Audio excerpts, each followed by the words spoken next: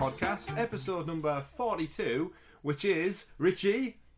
The answer to the meaning of life, the universe, and everything. And everything. So you've arrived at episode 42 of our podcast, where I, Chris, one of your hosts, is joined by my lovely co-hosts in the cubes. Different cubes every week, it would seem. If you glance over to Tom, he's now changed location again. I just feel like I'm constantly on the road at the moment. I haven't really settled. I'm a bit of a nomad right now, aren't I, Chris? A bit of a nomad. Haven't really settled anywhere yet. Travel around. Yeah, we'll get some stability soon enough, but I am coming at you live from a different location once again. But it'll all be changed next week, and then hopefully from there back to a standard. Yeah, just wants to keep continues. Just wants to keep us on our toes. If you can guess where Tom will be next week, send us in your questions in the comments below. And also below him... That's not a postcard. That's not a postcard. What are postcards anymore? And below him, we've got, of course, the man of many pixels, Richie, giving us the answer to what is the number 42. Welcome, gentlemen. Welcome to another busy week. Now, we joked there, Tom, about you being in a TARDIS. Well, not a TARDIS, but like an ever-changing background. But this week we've got some time travel magic for you all. So with the Ubisoft Forward taking place, our time, it's in about an hour or so. Your time watching this back, it happened yesterday or Sunday just gone. So this episode's going to have some editing magic at some point throughout it. So just put a pin in that one for now. We'll get to it later on. But... crazy week, gentlemen. Anyone who's new to the show, this is the Sounds of Stadia podcast, where we bring you a weekly roundup of all the Stadia and gaming news. And it's going to be a very, very busy week, a hectic week, which obviously kicks off in about an hour of time after recording with Ubisoft Forward. Then we've got the Stadia Connect on this coming Tuesday.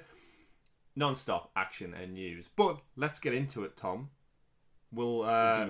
yeah, Ooh. Exactly. Ooh. With the... Shall we? Yeah, just go straight into it. We're pressed for time. Oh yeah, the super sexy special Stadia Story segment, aka the news. Yeah, we're lots really of stories. We have to. With it being all time travel, we don't really know how it's going to impact us. Anything we say now, could have an impact on the later part of the episode. So it's like the butterfly effect. Anything we say now is going to affect the Ubisoft Forward. It really could. By the time you watch this episode. It really could. So I'm drinking a can of Vimto, but in the Ubisoft Forward part, will it be a can of Vimto or will it change to something like, I don't know, American Orange Fanta? We won't know. But, whole story behind that. There's a long story behind that. If our US fans, if you have Orange Fanta, the real, true Orange Fanta, send it across to us, addressing the link below. It's not really, but please, if you do know a reliable source in the UK, reach out, let us know. So yes, gentlemen, newsworthy week. We've got some little stories. There are a few stories we're going to skip out on because of the nature of the order of things once again, like Far Cry 6, for example. Who had that down as their prediction for the forward event? Who knows? Find out if Tom got a point later in this episode. Spoiler alert. Well, we actually don't know yet. No. So it may be, it may not be.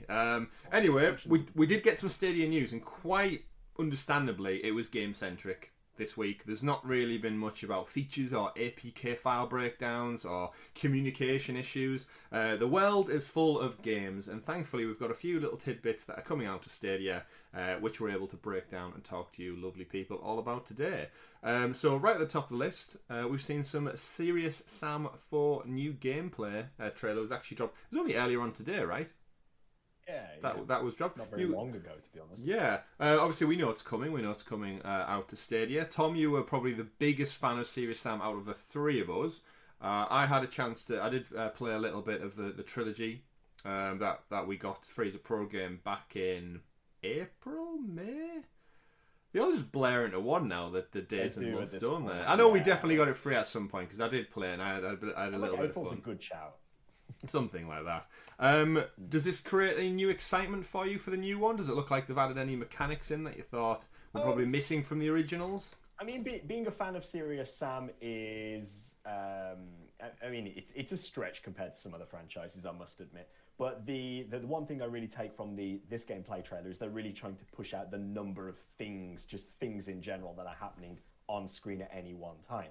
So it's clear that they're trying to push it to the next generation, and they're trying to find out how can they sort of energize the franchise compared to every other shooter of the same genre out there. And it looks like what they're going for is they're sticking with that sort of serious, over-the-top nature of Serious Sam, but they're using it over the top to an extreme where they're basically saying, like, we're going to be over the top with the amount of shit you've got to deal with on screen at any one time. It looks good. I will give it that. Again, I'm still sort of waiting to see how it can be innovative compared to other titles out there. So we'll watch this space at the moment, but it's nice to see development. It's nice to see these things moving along. So yeah, definitely something to watch out for sure. Richie, you got anything to add to that? Did you get a chance to check out the trilogy? I watched it. No, I didn't play the trilogy. I have in the past played briefly on PC because I have them in my Steam library. I don't know when that happened, but I have them. Okay. But they just never. It just didn't do anything for me, to be honest. The games. So what about the new one then? Same from what I've seen so far. It's not really enticing me at all. Yeah, I kind of get Doom vibes from it. Like the new one especially, I think, because of like the creatures that are in it and the fact that the designs and it would have been first person, I do get some very Doom style vibes from it. Not as obviously frantic and as fast paced, but there's clear inspiration taken from Doom. But there again, you can say that for all first person shooters. That is very true. That is very true. So much I feel you can do with a first person shooter to a point, really. Yeah. Point and shoot. It seems to be like they've taken Doom but put more of a bit of almost like a slapstick comedy element to it. Rather than being more with Doom is actually quite intense at times. Yeah.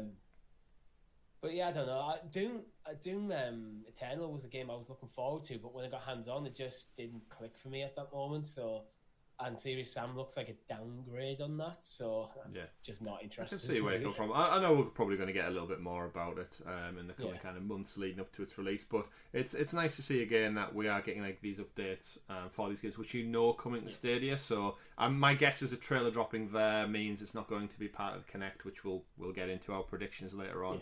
This episode and some more crazy time travel stuff.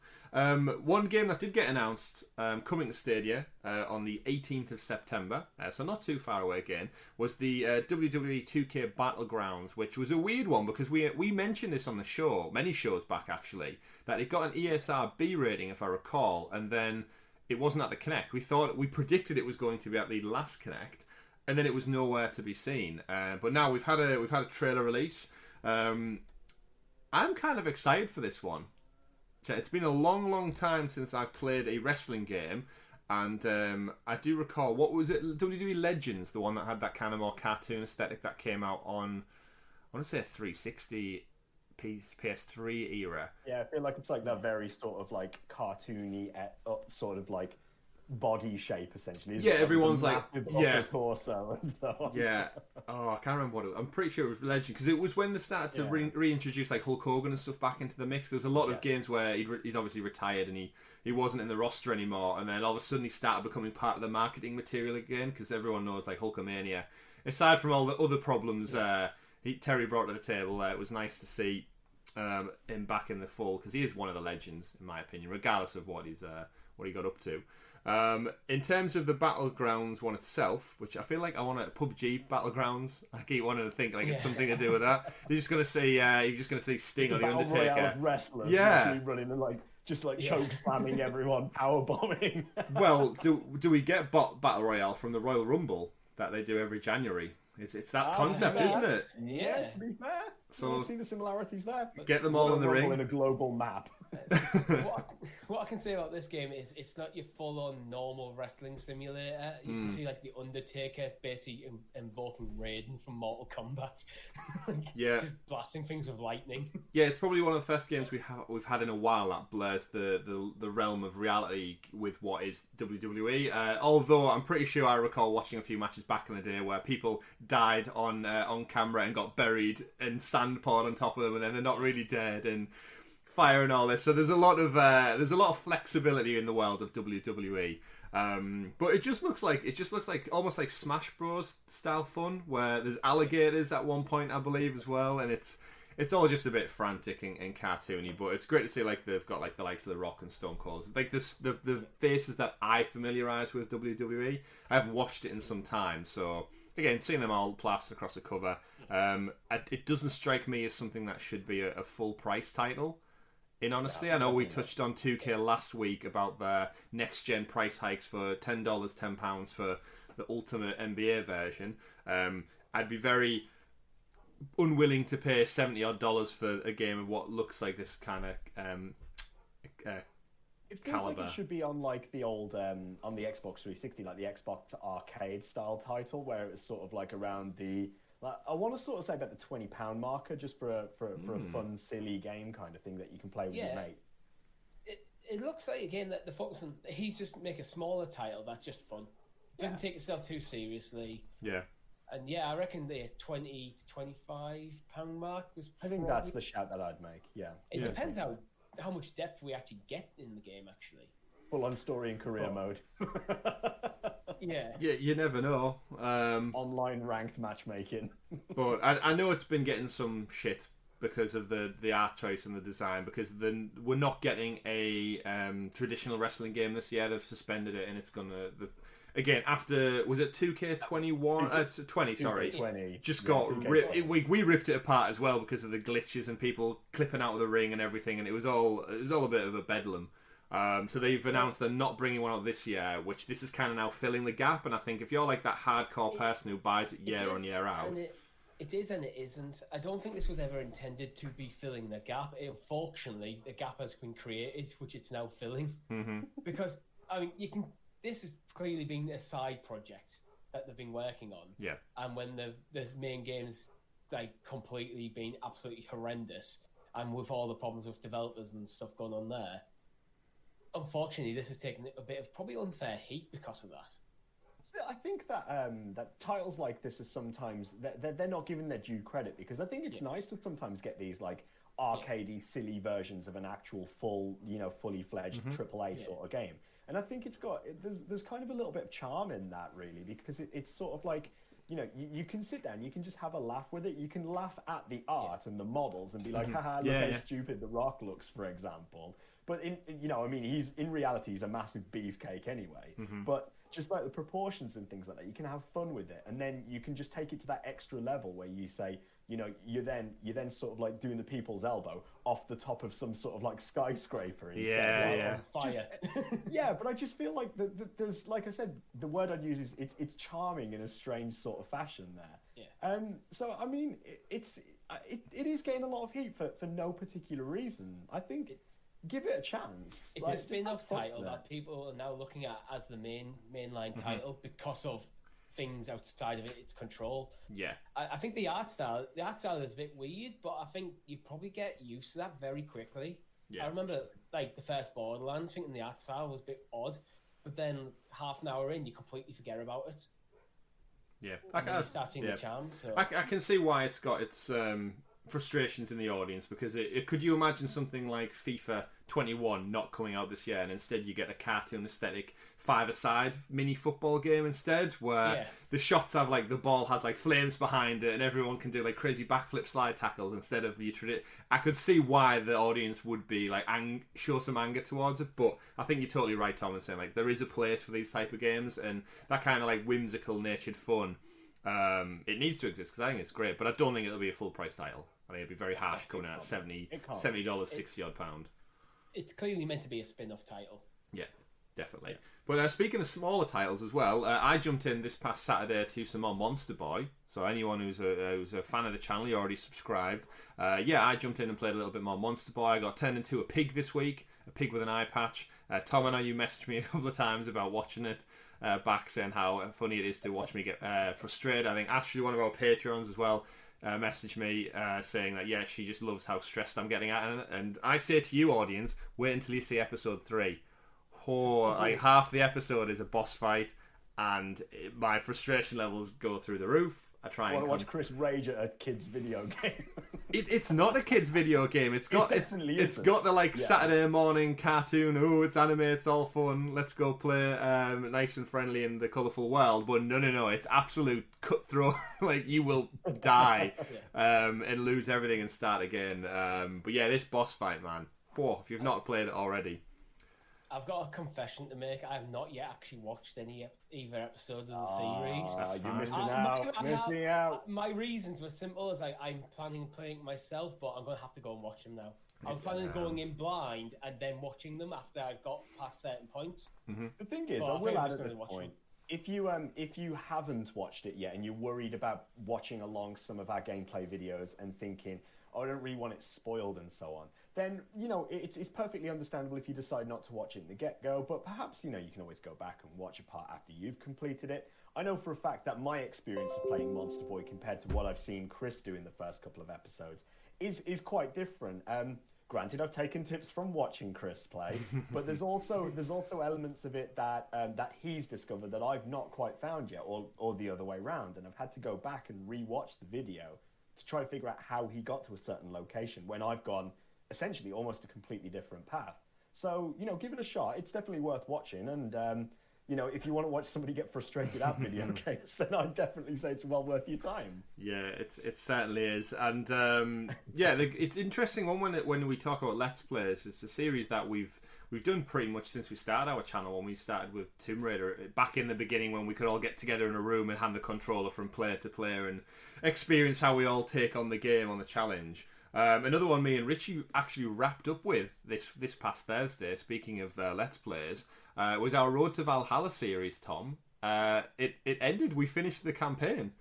Wow. Before it actually caught myself and Richie completely, even though I finished the game before, we were clocking in at about 45 or so hours. And all of a sudden, the story just wrapped up and we were thinking, even I didn't recall that, and I finished the game. I think because I'd played all the DLC and done all the side missions to get all the achievements, I'd put infinite more hours in. So when we were around the 45 mark, I thought we were well off the end, and then all of a sudden you get a cutscene, and me and Richie sat there going, is that the end? Is that it? So if you've not checked it out already... It felt like there's, what I was saying during the live stream, it felt like there's one more story arc it needed to tell after the point where it actually just ends. Mm-hmm. But that story arc is Valhalla. Well, yes, it does. So me and Richie spoke about that, thinking we still have a little bit more on the road to go to Valhalla. So I'm going to take some time, I think, to maybe assess the Atlantis DLC. But it just shows you how streamlined we've got. And there goes Richie. Oh, he's back. And now we swap. Tom, you're now Richie, according to the thing. Excellent. Oh, no, you swap back. No, you've shaved the beard off. You're back to Tom. Richie? What? Richie, what excuse have you got for us for that? I have no idea. Everything just froze on Discord. Okay, it's all sorted. For our audio listeners out there, the cameras messed around. Tom became Richie very briefly. Maybe that's us messing with the timeline once again. That's the future versions of ourselves that have just these controls. That my hands are. It wasn't me. It's getting. I wasn't touching anything. It froze halfway through you saying something, Tom. The timeline has been fractured. That's it. We need to go back and repair it, which we will do. But yes, we had the sands of time. Maybe. But yes, so check out our Road to Valhalla stream. We'll probably be bringing you some more because it's weird. Because the way it ended, I almost felt like I didn't have that complete. I don't know. There's still a piece missing, so we'll discuss it with Richie, and we may bring you some more episodes. But if not, if you are just wanting to check out the story of Assassin's Creed Odyssey before the inevitable Valhalla, which later on this episode we're probably going to talk about a little bit more, jump in, check that out. All 8 chapters are up now. They're a few hours a piece, and like I said, we do the streamlined main story. So if you're not interested in all the side fluff and content, and you don't have the time to play it yourself, jump in, check that out. We'd appreciate it. Other things we saw this week, then, gentlemen, news-wise, we got the game came out for Formula 1 2020. There was some confusion around the releases. So the Michael Schumacher Deluxe Edition came out 3 days early, whereas the Standard Edition obviously doesn't. It comes out on its release date. Created a lot of confusion. I saw in the Stadia community people asking why the Basic Edition wasn't available last. I think it was Monday or Tuesday it dropped. Personally, obviously, I was never going to buy it, but just seeing the confusion already just reaffirms my understanding that this is stupid for games. Like the fact that you can pay more to get it early, I hate it. I don't like it. I think it's unfair on the consumer who maybe just can't afford the higher tier model. It's a narrative that just isn't communicated either, because you see it so rarely with titles, but it does happen with some of them. That I feel like when it does happen, the general gamer, the gamer who isn't like some of yourselves, our listeners, who are essentially trying to keep up and fresh with the news, they're not going to they're not going to know. They're just they just want to get their title, and when they see it in a store and they can't literally click buy on it for whatever reason, it's just going to frustrate and upset them. So it is. I agree with you. It's a stupid narrative, really, to take. It's just not good. It's not good. Publishers and stuff seem to be doing this a lot now, where they're not even calling the base. They're calling like what was it we were talking about the other week, where like the base version of the game was like called the Premier Edition or something. Yeah. It's like with is Creator that? you have the deluxe version and the premium edition. So yeah, what is that? Just like you just. But if you don't, what if you sat there like, I don't want the premium edition. I just want the base version of the game. Where is it? Yeah, it's very very consuming for your general consumer, and even us. To be fair, I guarantee you, the Ubisoft Forward, the editions they release, I know the Valhalla editions in particular, you already get, like you were saying, Richie. There's the special edition, then there's the like premium edition. I think Ubisoft always focus on the gold edition, and then there's always a collector's edition, which comes with other assortments thrown in, like a statue, a steelbook, an art card, and then there's pre-order bonuses on top of that, and then there's the digital deluxe edition. You need a goddamn graphic flow chart just to understand what you get and what you don't get in these things, and it's becoming so kind of construed and mixed up. It's especially now we're on a digital storefront. It's very hard to really understand what you are and you aren't getting, because, like, again, pre-orders on Stadia is still a bit give and take. Like, we don't really know if they're a thing or not. We've seen pre-orders be really announced for other platforms, and Stadia's not mentioned, even though we know the game's coming. The pre-orders don't drop at the same time, and it's all just a bit muddy. I'd like to see them clear that up a bit. I think all you need to do, I think this is not, a lot of this is more on publishers rather than the platform holders, to be honest. And I think what you do is you have your base version of the game, don't give it an extra title, just call it whatever the game is. Have a premium edition, which is basically your base version with whatever season pass, pre-order bonuses, etc. in. And then if you want to have a collector's edition where you get like extra physical goods, fine. And just have it free, that free tier, and then it's clear. You know what you're getting. Clear free tier. Excellent. But they need to sort that out sooner rather than later, because again, this digital storefront we have for Stadia, you saying there, Tom, people are clicking on Formula 1 and it's just grayed out. That's not good enough. You can't just have the icon for the game there. And you just like, is that person essentially is probably going to just keep checking it, it's grayed out, it just mustn't be available, or I can't buy it. And then that might lose the sale, because they're just going to go, oh, well, I'll just get it on the PlayStation instead, or I'll get it on my Xbox or whatever other platform they may have. You don't want that. Else comes out. Yeah, they just move on. Just go, well, it's not available. Like, again, how many times do we buy things just because it's there on the store? And like, not games, just like any digital storefront. I buy so much from Amazon just because I see it and it's an impulsive purchase. If something puts me off, I add it to the basket, or I get that couple of moments to actually think on it. There's quite often you remove stuff, or you, like you said, Richie, you just move on. Something else distracts you, and you're like, oh, you know what? There's a concept in e-commerce that is exactly that, which is literally like the time to get from adding something to a basket to checking out. You want to make it as minimal as possible for that exact reason. You literally don't want people to change their minds or have that moment where they go, am I making the right decision here? Yeah. There's literally a concept that exists. It's a psychological state of mind. I want to buy this thing, but the longer you wait, go, oh shit, I got my electric bill to pay for. Yeah, it really is. Get from A to B.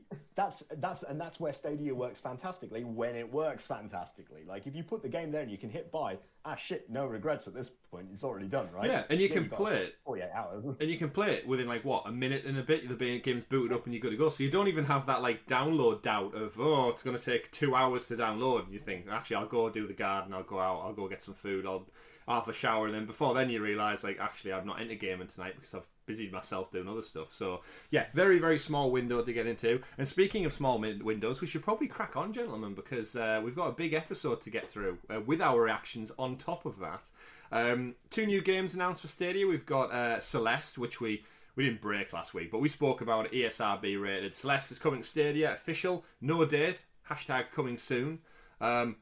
Happy for that, thrilled to bits that we're getting a Game of the Year indie title.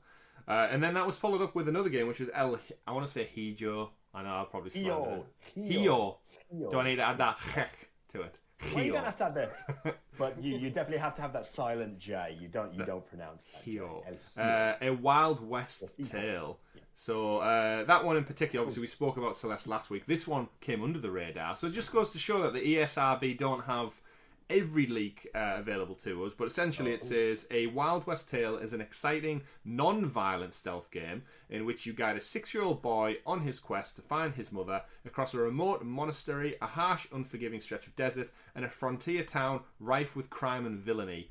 Sounds like Mos Eisley, right? Players need to find solutions to progress by combining stealth and puzzle solving. Did this tickle any of your fancy? Obviously, Celeste we know about. This game I don't think is out anywhere, right? It's totally out of the blue. No one's seen it before? No, it's not released anywhere.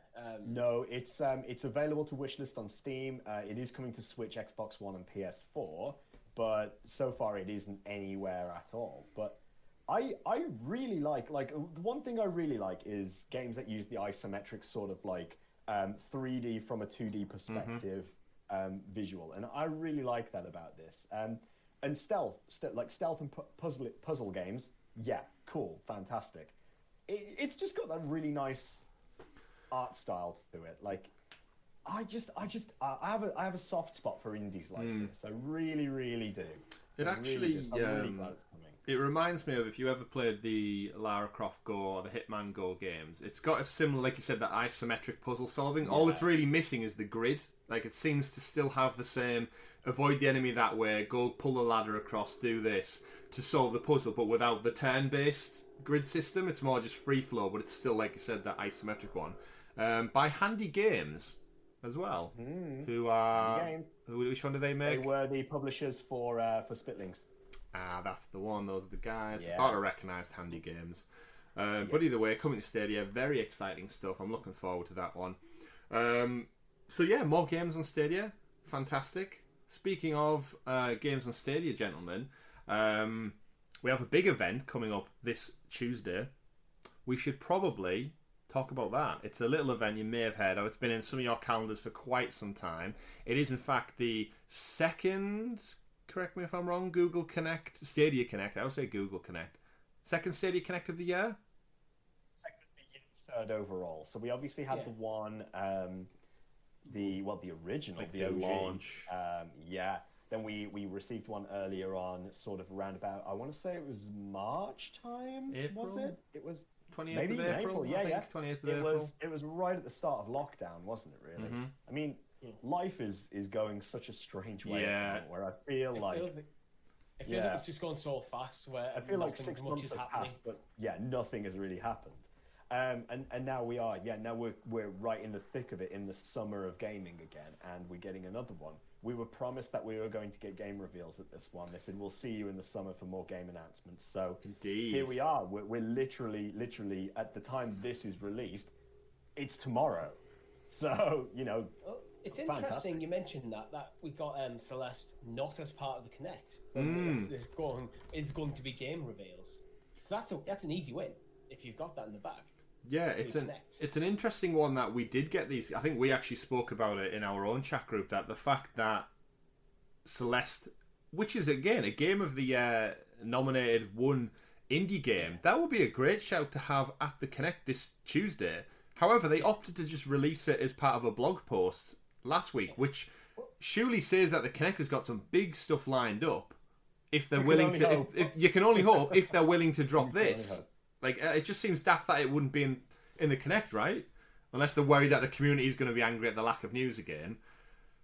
It might be a case of, because it's not a new game, although it's a much beloved one. Because if this was what Celeste is good enough to almost open your show with, like, apart from if you're worried about backlash or people going, well, I've already got it on Switch. I sort of feel that you've got to start, if you want to really get people's attention, you start off with a AAA and you end with a AAA that isn't out yet, and literally just be like, bam, this is what you can expect.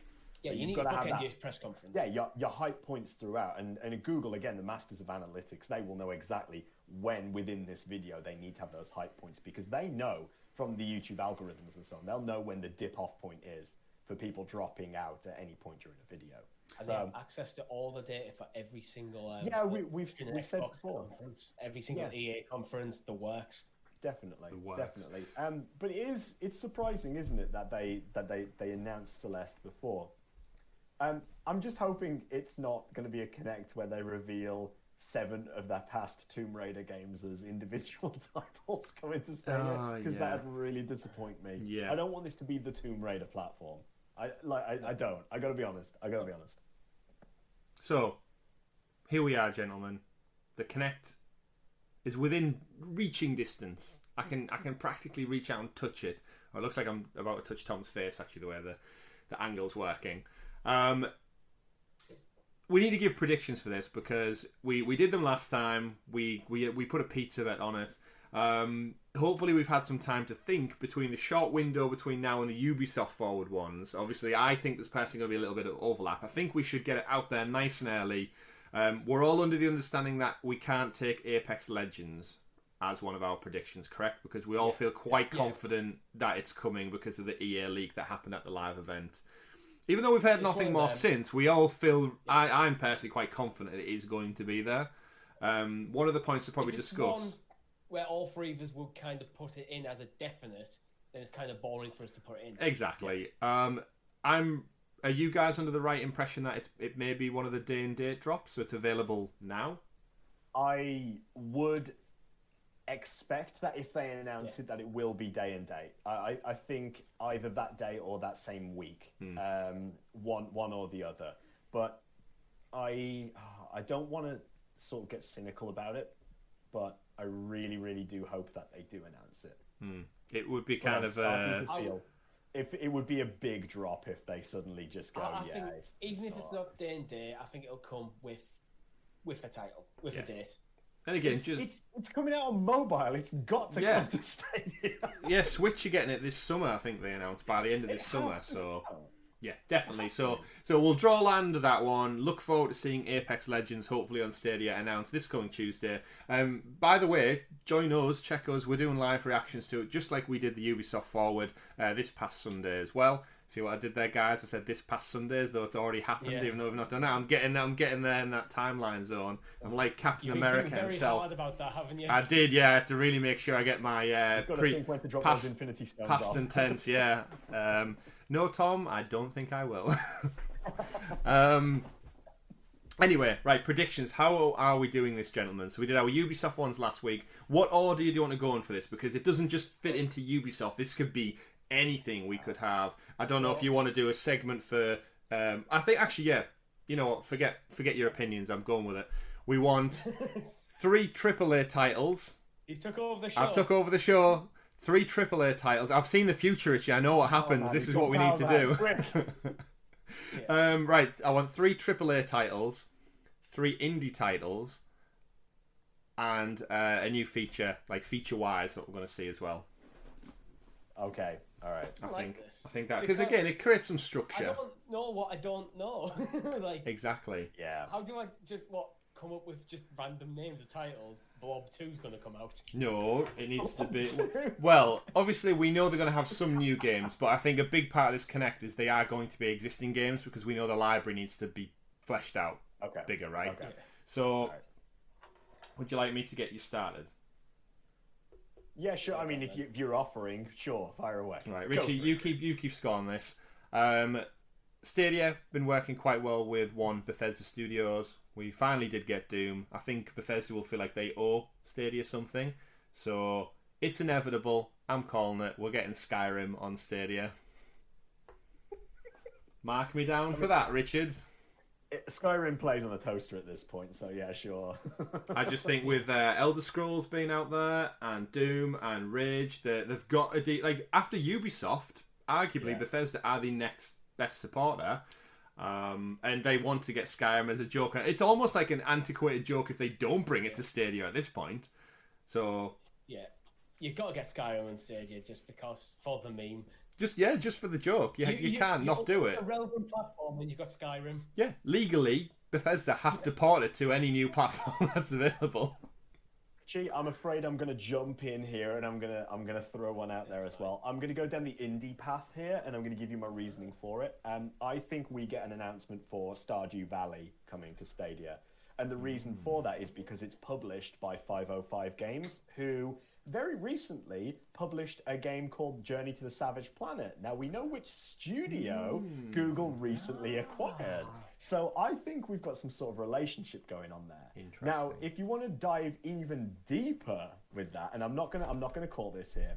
If you want to dive even deeper, 505 also published Death Stranding, which happens to be coming out on PC the same day as the Stadia Connect. Not only that, but Chris, you like a game called Control, don't you? I do indeed. I believe they also published Control. They did indeed, yeah. Remedy. I can't keep throwing this many predictions. No. I'm not calling any of those as predictions. I'm calling Stardew Valley. But I just wanted to throw out that moment there for you. Interesting. Right. I like the rabbit hole you went down there, Tom. You can't linking all the dots. Yeah. It makes sense actually. I like it. Yeah. I think I didn't do much. I completely forgot to actually come up with some predictions before the show, to be perfectly honest with you, so mine are going to be a bit erratic. But I disagree with Bethesda being the second biggest publisher on Stadia. I actually think it's Square. Okay. And I'm going to see ports of Final Fantasy 10 and 10-2.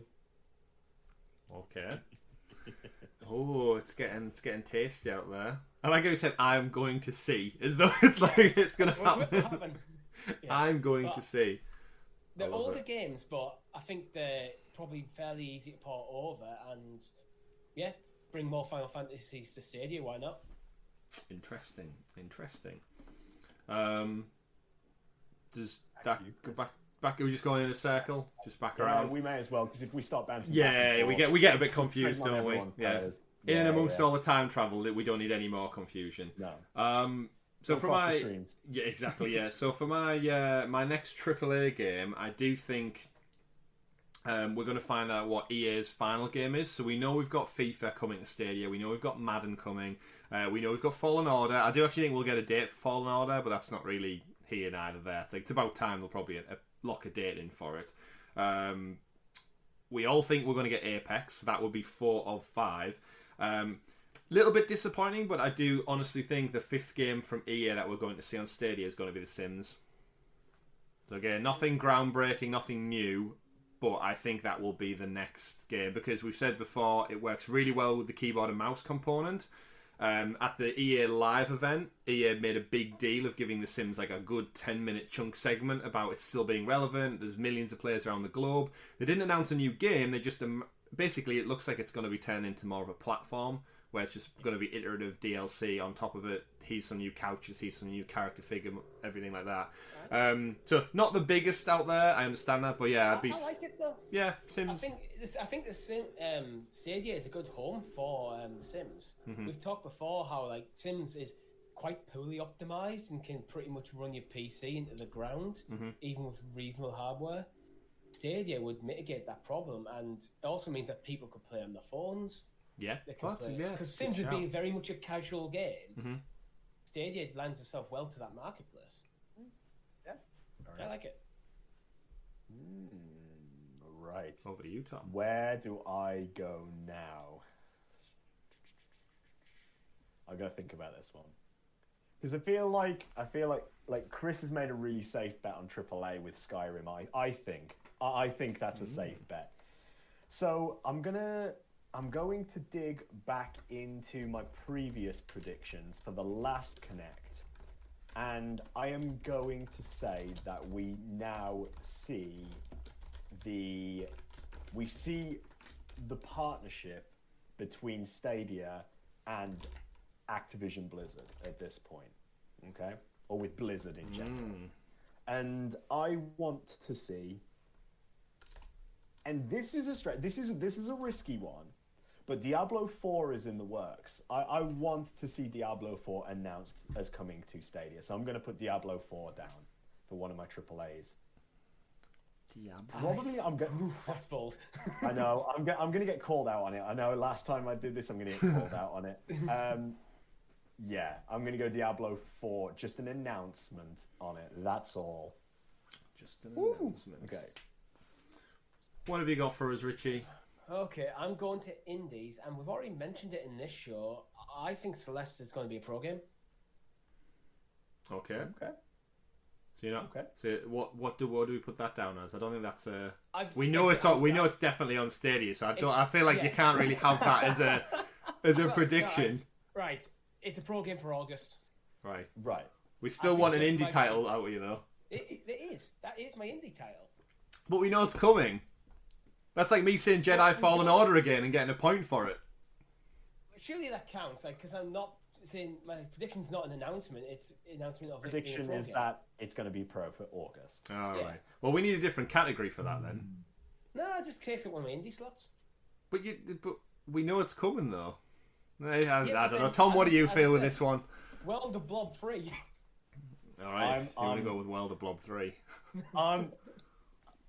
This is what happens when someone doesn't come prepared to a predictions episode. Yeah, I'm gonna play You devil's made up advocate. the rules. Here. I feel like I've got to be the adjudicator here, and I've got to say I think I side with Chris on this. Like I don't think that fills the indie slot. I think that has to Separate category. I reckon I feel almost like that has to take up one of his feature slots, if anything, because pro is a feature as opposed to an indie title. I revoke my prediction since my vote is. I'm going to see for feature. I'm going to say YouTube integration. Ooh, Okay, just out the gate with that. All right.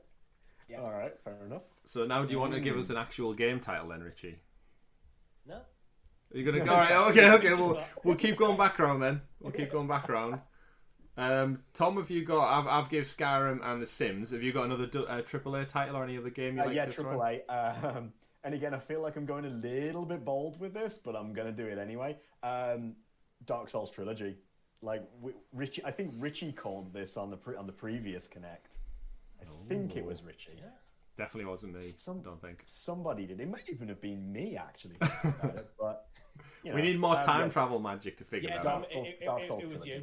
It was me. There we go. Dark Souls trilogy. You were wrong last time, but you. Episode 31. Mate, I'm just hopeful. I just need it. I need it on the platform. Cool. Okay. Exciting stuff. I'm going to steal some of my predictions from that episode, actually. Just goes back and copies and pastes the whole thing over. Right then, so AAA for me, then my final AAA title. I do think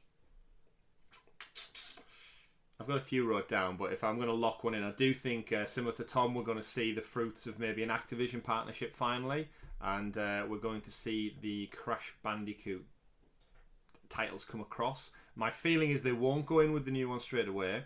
I think it'll be the trilogy to test the water, to see what the appetite on Stadia is for it. And I think it's a really good game to test the water in relationship. It's not going to be Call of Duty Warzone. I think that's too big and demands too high of a player base.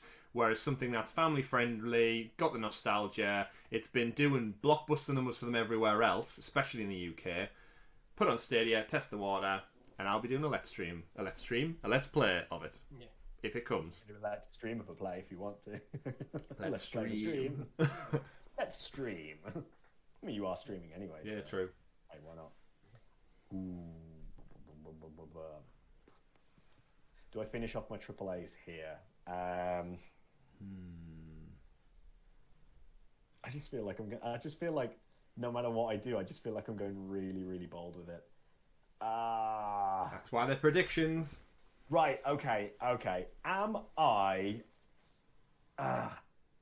No, we did this at the last episode. We talked about it. I was going to go with the Borderlands Handsome Jack collection, but I feel like I can't take that. I feel like I can't take it because we discussed it already. So I am going to go the Square Enix route, actually, as well as Richie. But I am going to say that we see... Many hours later. This is bold. We definitely need some more time travel magic here to kill this time. Richie, you got anything while Tom thinks? No. Final Fantasy 14 online. Final Fantasy 14 online comes to Stadia. It's on every other console. Well, it's not on Switch. But hey. Okay. But hey, so you got some Final Fantasy love out there. Final Fantasy 14. Oh. Mine's more of a wish list, if I'm being honest. Looking through this. I think that's what predictions are, because the Stadia keeps so much of their stuff close to the chest in terms of business deals and stuff. We have to like scrape the barrel for like just news stories sometimes. We have to feasibly. I'm just thinking like what titles I would like to personally see, but then also realistically, it shouldn't be too difficult to get them across. We can't just suddenly pull a AAA game out of our ass that we've never seen exist yet. So it makes sense that we just go back through games we love and know do well. You're not going to port shit games to Stadia. Like, what's the point in going back in a game that got like 3 out of 10 Metacritic and stuff and barely sold anything? You're not going to bother porting that. So we can actually cultivate a really good library of games here. So why not go big on games we love?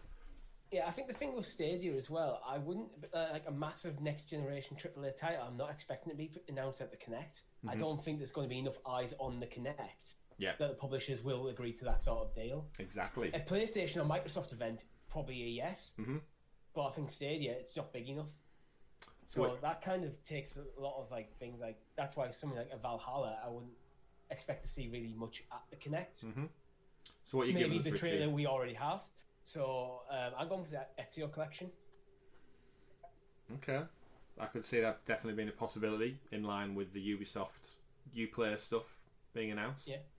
I'm expecting a lot of Ubisoft games actually to come with Uplay. We know the partnership is really tight at the moment, so yeah, for sure. Indie titles then. Do you need an indie title from me, Richie? Well, we need 3 indie titles from you and the feature. Okay, I'm just going to give it on account of time. Let's have a look. See what I've got wrote down on my little piece of paper right here.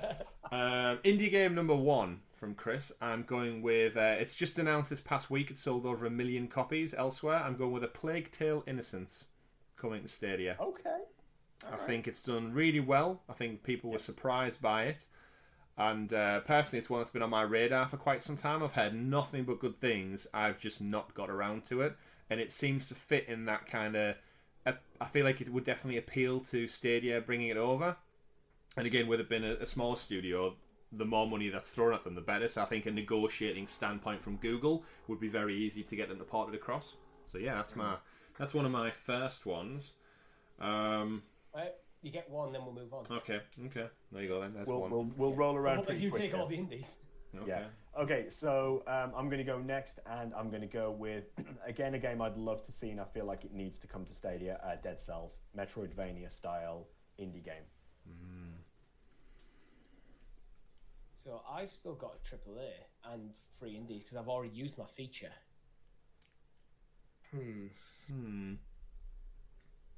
I am struggling with this, to be honest. Do you want one of mine? Nah, I'll come up with something. I'm going to use an indie slot now. I'm going to go Entitled Goose Game. Damn it! Okay, all right. Okay, I've lost one now. You I said think that you, might be you asked me if you wanted prediction it. last Connect, Chris. Yeah. I've literally copied them all over. Damn it! I thought everyone would have back to you, forgotten Chris. about Goose Game. Indie games. I feel like Richie mentioned it at some point, but in line with the Ubisoft one and my forward predictions, I think we will see Valiant Hearts from Ubisoft ported over quite soon. Right. And then and hopefully later on, like literally within 20, 30 minutes, we'll see a sequel announced from them, but we'll see. Okay. And interestingly, I feel for my final indie game, I think we're going to see some support from Supergiant Games. I think we're going to see. Now, I feel like I have to sort of call out which one in particular. But most recently, they released Hades, so I'm going to go with Hades. But they're also the developers of Bastion and Transistor, if you remember those indie titles as well. Fantastic titles.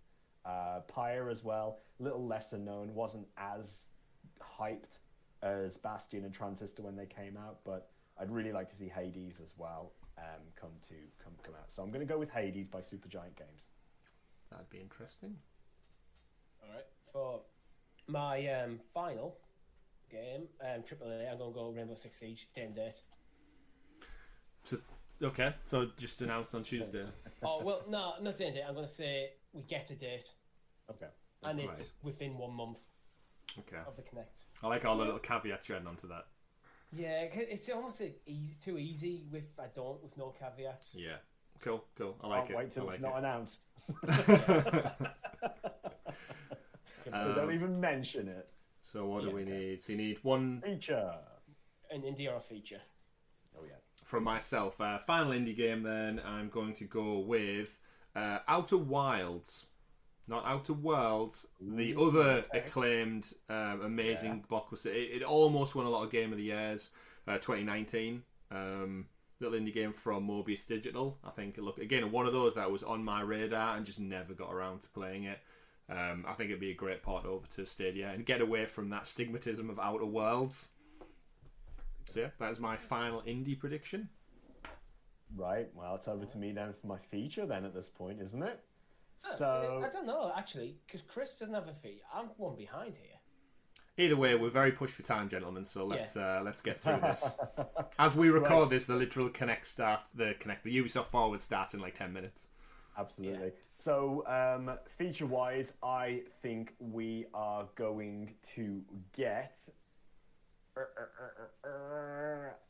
I think we get the actual drop of the family sharing. I think we get family sharing.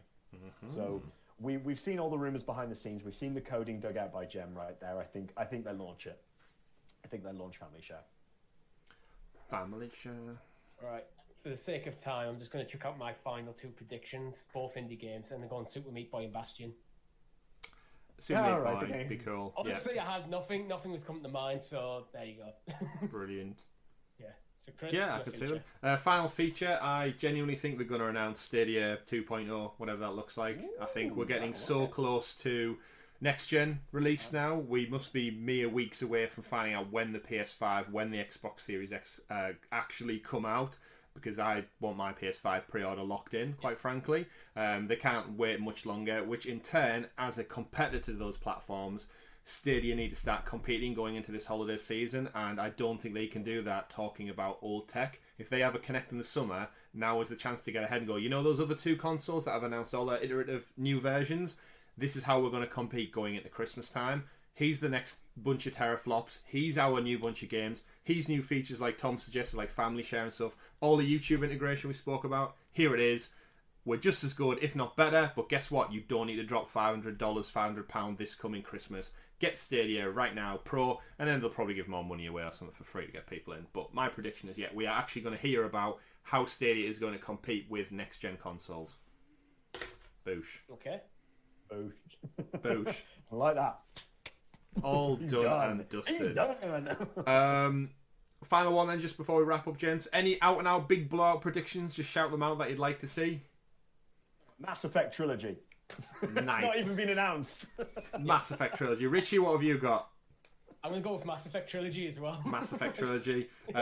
One for me, I think, is... I mentioned it for my Forward event, but again, I'll just drive home the message. I think Ubisoft are going to partner with Stadia to make a exclusive second-party title, similar to the Rabbids Kingdom and Mario on the Switch. Ubisoft made that game just for Nintendo exclusively. Why can't that team do the exact same thing with Stadia? Watch this space for an exciting game. But what's that? I'm getting a quick message in. What's that? It's a past version of Chris reporting to us live from the Ubisoft Forward event on Sunday the 12th of July. He does, yeah. He's got that pizza order in. He wants us to transition over to that. So, Tom, Richie, if you're okay, we're going to transition over to that, and then we'll come back I'm ready to go. Wrap up the show. Okay, we record the podcast. We're going to drop this into the podcast as our reactions. That's why it sounds confusing as shit, but I forgive you not. We'll clear it up with our reactions right now. So, first takes, Tom, what did you think of the very first Ubisoft Forward event? I was expecting more. I'm going to be absolutely straightforward with that. I don't feel there was enough there to get hyped about. I was thought the footage was cool, great. Mm-hmm. You know, we saw some real good gameplay and the mechanics of Watch Dogs Legion and what they've done with the game since we last heard of it. Hyperscape looks brilliant. Very much excited for that. Assassin's Creed Valhalla, excellent. But other than that, it's just a little bit of nothing. I hate to say it. I mean, Ubisoft games are great, and we can always expect good things from them. But I almost feel I don't know. I feel like they waste a lot of time by just talking about stuff behind the scenes. I feel like they're worried that if they took the behind the scenes stuff out, that the video would just be really short and people would be like, what's the point? Yeah. Richard? I kind of 100%. I'm 100% agree. It just feels like what we saw was great, but I kind of want more. I was expecting more. Yeah. Was there even anything new there apart from it's just more information about stuff we already know, wasn't it? Well, technically, Far Cry 6 was new, but just due to leaks, we weren't as maybe caught off guard as we would have been. I would have appreciated going into that trailer more with all the James Bond aesthetics and the music and the tones, not knowing what it was. For then the reveal of the Far Cry 6 would have been like, oh, fantastic, that's awesome. But yeah, again, the leaking that ahead of time does kind of take it away from the landing impact a little bit. Is there one last thing? Seeing more Valhalla, fantastic. Again, we said throughout the stream there, it looks like Odyssey with a Viking skin over it, which isn't a bad thing to say the least. Odyssey got a lot of Game of the Year nomination nods. It was a lot of people's favourite game of 2019. 2018? 2018. 2018. Again, we're not great with time travel if you've not understood that already. First time doing it. First time doing it, yeah. First rookie mistakes will happen. I mean, the footage that we can see right on screen right now is just... It looks like more Odyssey. Yes, they said you got dual wielding weapons, which is great to know. You've got your homestead now. Throwback to Assassin's Creed 3. You're going to be able to upgrade a men. They added some new villain characters in, some new enemy types. Looks like attacking fortresses and stuff with like drawbridges. There's going to be different stages to taking down strongholds, essentially. But all in all, we didn't really see that much out of it. I didn't think. We got a return of more stealth mechanics. Yeah. Which I personally think is a good thing, because I know they're trying to go a bit more RPG, but it's still an Assassin's Creed game. What I'm worried about with Assassin's Creed Valhalla is knowing what British weather is stereotypically like, and I'm sure there's also some history to it too.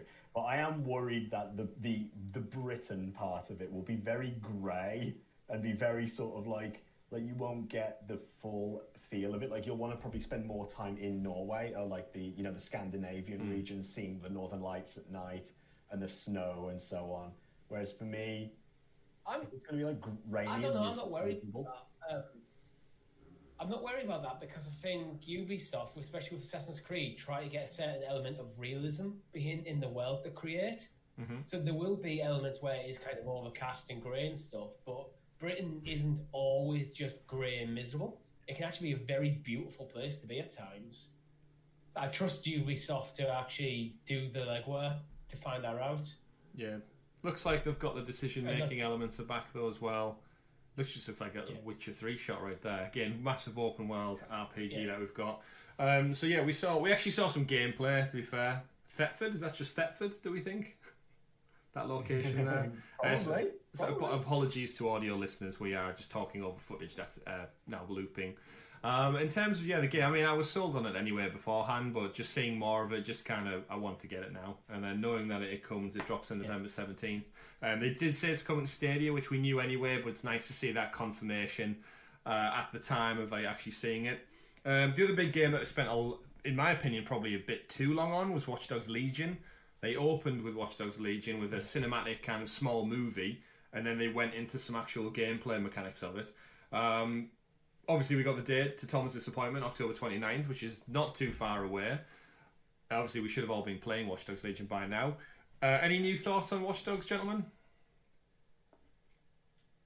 I really like it. I really like the direction they've taken with it. And as far as Watch Dogs games go, I've never really been taken by the first two. I definitely wasn't taken by the first one. The second I didn't really manage to delve much into. But certainly the aesthetic of this and the sort of, as I said when we actually watched the event, it's almost got like a Saints Row feel to it. And I think that sort of not taking itself seriously element with that little bit of humour on the side really sort of makes it a little bit more appealing to me, because again, there's something, I mean, my keyword for the day is charm. There's something a little bit charming about literally just taking the piss with the game a little sometimes. It's just, if you can poke fun at yourself, then sure, go for it. Brilliant. Makes you a better person, makes you a better game. Kingsbury, indeed. Yeah, it does. I think it looks exciting. I'm similar to you. Like, the Watch Dogs I've just never been interested in it, but this actually looks pretty cool. Looks like they're doing some interesting stuff. Very, very Big Brother, like 1940? 1984, and like Animal Farm sort of vibes going on, which I think will make a very interesting narrative. So are you saying the guy with the pig face mask is Napoleon from Animal Farm. It's clearly inspired by it. In the trailer, they were definitely paraphrasing some of the more common lines out of the novel. Interesting stuff. In terms of Watch Dogs itself, it's obviously hitting home at a time when the world's very weird, and I think that it's probably for the betterment that they're leaning into more that wacky, zany, neon colour cyberpunk approach almost, because it's almost kind of hitting too close to home right now with lockdown, everything's still going on. I'm glad they've leaned more into the humorous side of things with you get to play as a granny instead, and I can totally see that the delays maybe benefited them in terms of the marketing. I personally really enjoyed the first 2 Watch Dogs game, got the Platinum Trophy on PlayStation in both 1 and 2. I also enjoyed number 2 much more when they did lean more heavily into the kind of the fun stuff with the drones and the hacking, as opposed to it all being like a serious story. And this just looks more of the same with the masks, the different layouts. More importantly, I think the approach to when you can take on enemy bases and stuff, it looks like you can approach it with 8, 9, 10 different characters, and they all bring different things to the approach. Did you two have a particular favourite character that jumped out in the collection they showed us? No, to be honest. I kind of liked the drone play style. I liked the idea of being able to do things there. I mean, the John Wick character was very, obviously very much sort of like your hitman type bloke, really. Who else did we see? We saw the construction worker as well, who just went completely ham on that bloke with a wrench. He did indeed. I just feel like there's going to be so much versatility to it that I imagine at some point, knowing the way that Ubisoft games typically work, that not every single person you recruit is going to be purely unique. There's going to be some sort of trait that carries across certain archetypes, like you're going to have your bruisers or something. You're going to have a big heavy weapon. You're going to have your techie people with the drones. You're a stealthy people with the hitman assassination type. You just probably common people who you're not expecting. Not probably going to have much real abilities, but probably more likely to blend in. I feel like it might even be procedurally generated. So they create a character, they generate a name from a list of names, and then it also pulls 3 traits for that person, of which it builds, builds that persona for them, really. That's the kind of feeling that I'm going to get from it. Each almost class will have a list of traits that I just pulls from. One I will address, watching so much Watch Dogs and then overlap that with some Assassin's Creed Valhalla, do the games look very similar to you guys? In terms of just I know a lot of Ubisoft sometimes get a bit of stick for being they all look the same. Seeing them kind of so close together back to back of new titles, it's kind of especially with the upgrade mechanics and the skill tree approaches, and then attacking both one in Watch Dogs attacking a military base, it looks like, or it was the Tower of London, right? So it genuinely is the Tower of London could actually be in Valhalla, just the old edition version of it. In terms of the actual visual fidelity and stuff, obviously it's all work in progress still. They all look like Ubisoft games still, right? I mean, they are Ubisoft games, but I think the key difference is, the key difference between them is going to be very much a play style, where Valhalla, you're very much, he's your character, you're playing through a single player narrative, where I think with Watch Dogs, it's going to be almost about the team, almost Ocean's 11 sort of feeling, where you're going to assemble a team to do this particular job. Yeah. So I think just going to break in the Tower of London with your crew. So there's going to be a lot of commonalities behind. They're probably going to use the same game engine, but I think they'll feel like different games when you get in there. Yeah. Oh, well, I'd hope so. I'd hope there's a distinguishing factors. Speaking of games that don't look too different but also look exactly the same, we got a Tom Clancy game announced for iOS and mobile, right? Fortnite aesthetics with Sam Fisher thrown in there for the mix for a good crack. Thoughts on that one, gentlemen? Nice and quick. Fine. Bit of a waste of Mr. Fisher. I feel it's just clinging on to an IP that that people have near and dear to their hearts, and they're sort of having a bit of a throwback with it. Oh, let's put them into this janky looking kids game. The thing is, there's been a couple of times where they've brought Sam Fisher in as DLC and stuff like this, almost like a hero character in several games. it's weird that they're doing it. It's the know it's a beloved character. They know there's a big passionate fan base behind Splinter Cell. Mm-hmm. I still think they're building up to something. It's almost like they're teasing. Otherwise, it's like every single time they bring it, it's almost like, oh, so you're not going to bring Splinter Cell? Yeah, it's like this is what you could have, but he's a lesser version of it almost. It's almost like Ubisoft why? telling us, yes, we're aware, he still exists. Yeah, he's still a thing. We haven't forgot. He's a Fortnite skin of him, basically, for a different game. Yeah. We also got some updates for Brawlhalla and Rainbow Six Siege. So it's great to see that Rainbow Six Siege thanked their 60 million players, which is a crazy number in itself.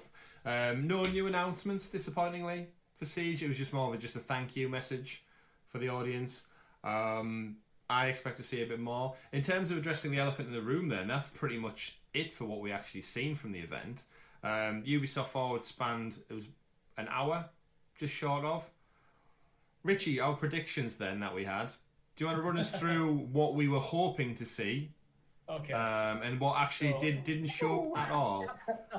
So bear in mind, lots of Ubisoft hopes and dreams we had pinned on this event, being their first digital one. I, in a nutshell, quite frankly, am just not disappointed, but just like, I don't feel like I've seen a full event. I feel like I got half of an event. Yeah. And it's missing such a wealth of their library that they didn't even mention or showcase. So come on, Richie, give us the breakdown. What did we hope for? I think what I'm about to say will actually strengthen your opinion there, because Chris, your predictions were a new Prince of Persia game, Rainbow Six Siege, I keep doing that. Rainbow Six Quarantine, date and new name, Skull and Bones, new name and single player, a new indie title, probably Valiant Hearts 2, and some sort of Stadia partnership. Tom, the only person to get a prediction right, and it happened before the event, Far Cry 6. Oh, no, I was very close to getting 2 right. Yes, being very close to getting the second right and actually getting right and not the same thing. True. The one he failed to get correct was the Watch Dogs Legion, where he said November, because he's a fool. It's clearly October. Yeah, October, Tom. Why would you even think November? Yeah. Why, yeah. It's like a whole 2 days off. The new Rayman game, Gods and Monsters, and For Honor 2. I went with Assassin's Creed Valhalla day and date with PS5 and Xbox Series X, which still I've put myself down as a no because we've got an actual date, but that could still happen because we don't know the date of the console. So I'm assuming it's a no, but so you're gonna have to wait on your pizza, Tom, just in case. That's fine, mate. It's fine. Yeah, Just Dance 2021, but with no appearance on Wii. The return of Splinter Cell, which as one more thing, which I can't give myself just because Sam Fisher appeared in a different game. Yeah. Beyond Good and Evil, something about it, and a port of the South Park games. So you reading that list out, Richie, though, just really highlights the wealth of amazing titles and IP that Ubisoft have in their library, and yet they brought 4 things to the table for their first ever digital event, replacing essentially E3 this year. And Ubisoft usually go big at E3. The fact that we didn't get a Just Dance mention whatsoever is surprisingly enough. They have mentioned in their credit that there's going to be another forward, but again, we don't know when. So if they're going to do these things more frequently, then the approach they're taking probably will make more sense a couple of forwards down the line. Tom, what are your thoughts? What massive event? Let's just have loads of small events. I'm going to throw out, not unpopular opinion, but just like my thoughts on it, really, I suppose. And we'll get Chat's take, and I'll get your take on it in just a second. But I almost feel like not talking about Skull and Bones now is almost like the sweeping it under the rug a little bit. Like, I feel like it has now been almost too long. Like, at some point, somebody has to say, like, right, yeah, okay, that project is done with. We've moved on from it. I don't know. I've said that before. I think it's getting retooled into something else. Well, again, that's why I thought we would have seen something from it. Same with Rainbow Six Quarantine. I said we might get a name change, and not there. Check out the fishing footage from Valhalla right here as well. Yeah, you can fish. Very Legend of Zelda. Fishing confirmed for Assassin's Creed Valhalla. Yeah. So, Yeah. in a nutshell, gentlemen, enjoyed it, but wanted to see more. Yeah. Maybe he's What was playing. always good, but the overall thing was slightly disappointing by not giving us more stuff, really. Yeah. I feel like I had my entrees, but where's my main? Yeah, lots of little starters that you knew about. Yeah. You just didn't have it. Yeah, I'd be very intrigued to know what we thought of it if we didn't know about Far Cry 6. We might have left on a bigger high thinking, oh, that looks awesome. The antagonist, it's amazing. And and however, because of that, we're now watching Assassin's Creed Valhalla gameplay that we should have seen at the Xbox event back then. They actually got Phil Spencer back in. Yeah. It feels like it's got your big tentpole stuff there, but doesn't have like the filler games, the smaller stuff in between. Yeah, like showing Just Dance or an indie title or a Rayman, even just a Rayman title, like something to, like you said, to fill that gap between these big open world third person games. And nothing that teases for the future, really. Not that we're not like obviously Far Cry would be the tease for the future, but it's not that far in the future. We've got a date for February next year. Yeah, true. Well, again, if you think about it, we should have, in theory, Gods and Monsters, Skull and Bones, Beyond Good and Evil, Just Dance, and all the other ones should be technically in there for the future, but they just stayed silent on them. So it's a very interesting one. But I think that brings us to a wrap on our actual reactions to the Ubisoft Forward event. Back to you in the podcast studio, past Chris. Enjoy the rest of the show. And then I'll just... Oh, thanks for that, past Chris. That was great news from the Ubisoft Forward that we just watched. Back to the podcast. You're joining Chris, Tom and Richie in the past/future/present in the hyperscape, wherever we may be, live for our Ubisoft Forward reactions. Guys, we just give our quick take that happened mere moments ago for us, but for you guys listening to the podcast, it just happened right this very moment in the podcast. Before you're asking, anyone who's watching, time hasn't changed in the real world. The environment around me hasn't suddenly adapted. Tom has moved rooms again in between. Again! Yeah. We should have actually done screen. that. Everything behind me is green screen, hence the colour difference. Tom himself is actually on a blue screen, projecting behind the green screen. All the screens. But yes, so we've just given our reactions. We hope you enjoyed them. We kind of condensed that down to. I have no clue how long it ran for either.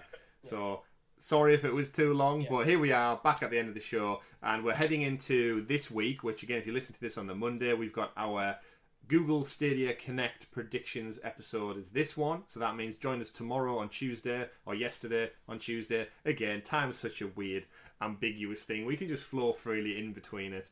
We did want to give a special shout out to our Patreons who wrote in with their own particular predictions for the show.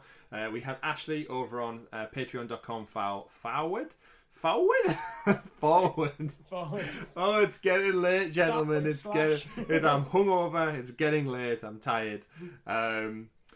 Ashley wrote in and said she just predicts that none of us are getting pizza because we're terrible with these predictions. We've not quite got a fine art in. Well, actually, that is currently true because our predictions were Tom's currently got 1 point and I've got 1 question mark. Because my prediction for Assassin's Creed Valhalla was day and date with PS5 and Xbox Series X. So until we get them release dates, that's still the question mark. So no pizza for Tom yet. We'll see. Other the ones we got, Michael wrote in as well. He said he's heard that we're getting Orcs Must Die as another pro game on the day of the Connect. Is that true? So I believe the Orcs Must Die 3, even though they've been quite radio silent for some time, they dropped a trailer this week which had the Stadia logo at the end. Not only that, it had a pro game included, so that play for free now. Yeah, so that seems like a pretty much a shoe-in deal for yes, it's probably going to be our pro game for June. I mean that trailer looked pretty definitive, if you ask me. Like it didn't look like some fan-made thing. That looked legit. I mean, you'll see in the bottom corner of the screen, it's just in massive writing, play now for free with Stadia Pro. Yeah.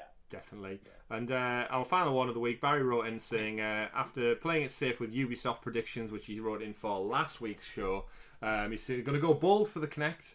He's saying, check this out, gents, The Witcher 3 or Death Stranding for games. Now, Tom, you alluded to it in our predictions earlier on, with your conspiracy theories of publisher connections and developer links and ties. Of the two, Witcher 3 or Death Stranding, which one do you think is the more realistic, and which one would you prefer? Witcher 3 is more realistic in my opinion. Whether CD Projekt Red have got the time at the moment to do that is another matter. But Death Stranding, I mean, I would love to have Kojima on board with like releasing stuff to Stadia. That would be absolutely amazing. He's an auteur when it comes to video games. Like, he literally has his own way of creating things that nobody else can. Yeah, I just don't think it's like he seems to have personal connections to Sony a bit too strong. I know it's coming like PC, but I think Sony are looking at PC and going, yeah, fine, we don't really care too much. It's just a way of getting more money for games that people have already played over here. Where Stadia is probably a bit more direct competition for them. So I can't see that happening anytime soon. Yeah, it's an interesting one. But thank you for everybody who wrote in. Again, patreon.com/Sounds of Stadia if you would like to write in with your questions for the show, any suggestions for topics and future content. Really do appreciate you all for checking that out and subscribing to our channel over there as well. In terms of that, gentlemen, that brings an end to our time travel journey this week. It's been a crazy one. Next week, it'll just be good to return to some actual good old news, right? Yeah. Without predictions or episodes or future telling, mystic balls and such. This has been episode 42 of the Sounds of Stadia podcast. Don't forget to join us this Tuesday or last Tuesday, whenever the date may land, for the Stadia Connect reactions, where myself and Richie will be tuning in. Tom, you're busy, we think. You've assured us you're busy, so we might get a special guest. We'll see. We'll reach out and see who's hiding in the reeds for us on that one. We might go back in time. We might pull someone out from the years gone by. But we'll have a look at that. Thank you for tuning in for that one. And this week, my name's been Chris. I've been Tom. I've been Richie. We've been Sounds of Stadia. See you all soon. Take care. Goodbye.